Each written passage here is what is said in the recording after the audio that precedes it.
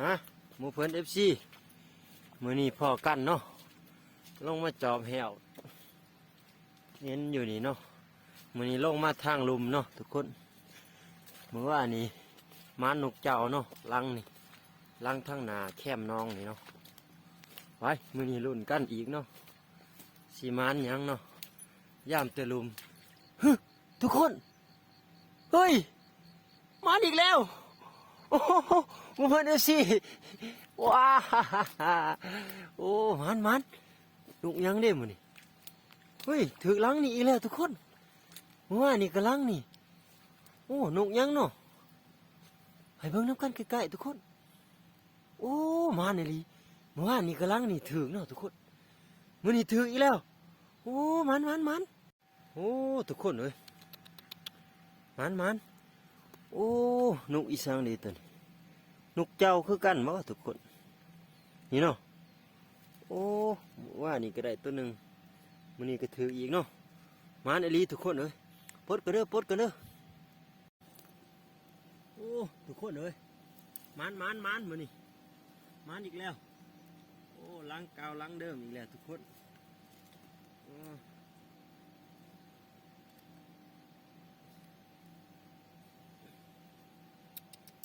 มันอลีโอ้ถือแข้งนี่เนาะทุกคนเนาะโอ้สุดยอด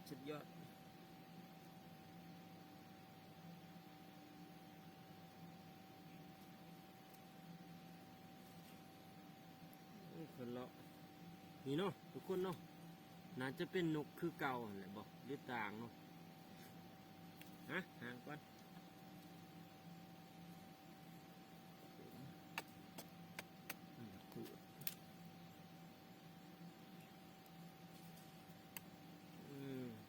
สิเพก็ได้ถือเสียงมา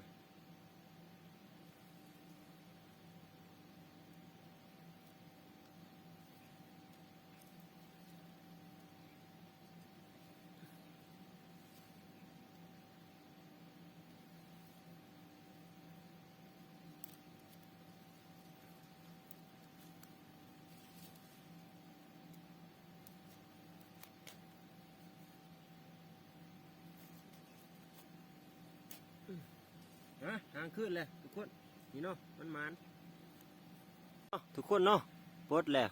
ห่างขึ้นเลยโอ้ถือลังเก่าอีกแล้วทุกคนส่วนนี้มันเลาะกินแคมน้องนี่ดีเนาะทุกคนเนาะไปลุ้นกันต่อทั้งเทิงบัดนี้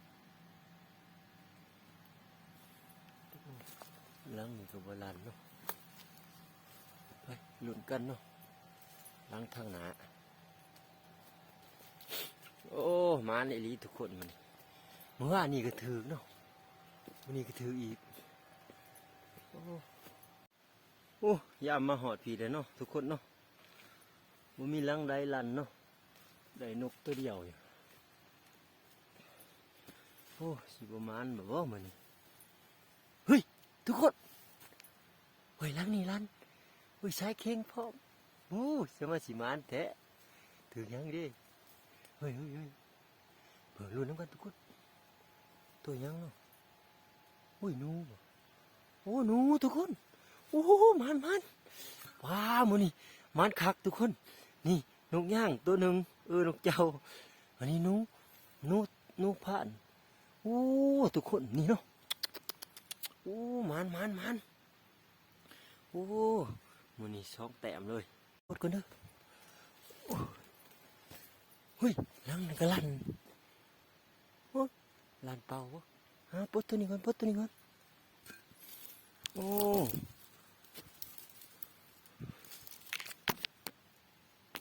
ว่าท่านตายเลยเฮ้ยมันท่านตายเลยทุกคนมันยังดีดอยู่นี่เนาะปลดก่อนเด้อทุกคนปลดก่อนเนาะทุกคนเนาะปลดแล้วเลยนุ่งทองขาวยังดีมือนี้มานไอลีทุกคนเฮ้ยได้สองแต้มเนาะมือนี้เนาะโอ้ลังนี่ไปลุ้นกันต่อทุกคนชิชุดเลยเนาะโอ้ห่างลังนี่ก่อนโอ้ลังนี่ก็ลัน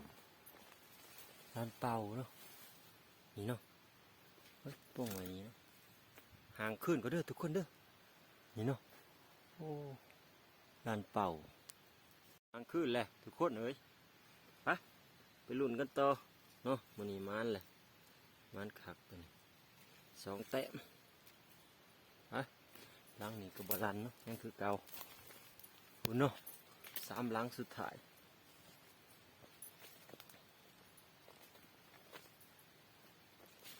หลังนี้ก็บ่รันเนาะเฮ้ยทุกคนเฮ้ยหลังนั้นรันเฮ้ยเห็นแล้วโอ้ถึงนกกระจิบหน่อยบ่เฮ้ยไปเบิ่งใกล้ๆทุกคนหนูบ่หัวหนูอ๋อทุกคน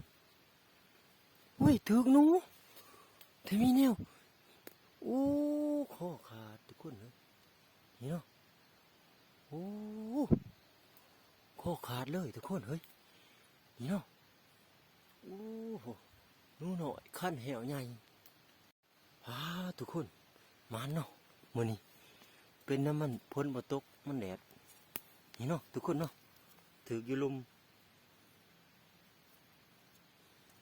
ตัวนี้ถือบางยาตัวนี้ถือโอ้หัวขาดเลยโอ้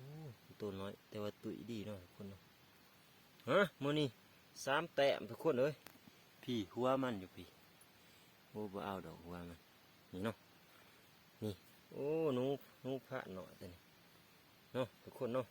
ถือจนหัวขาด